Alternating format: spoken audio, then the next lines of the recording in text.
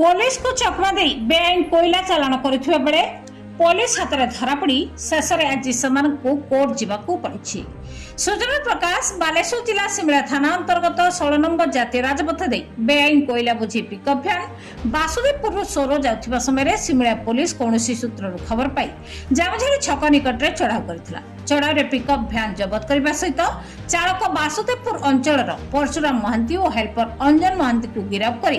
आज कोर्ट चालाण कर पुलिस सूत्र खबर प्रकाश पाई।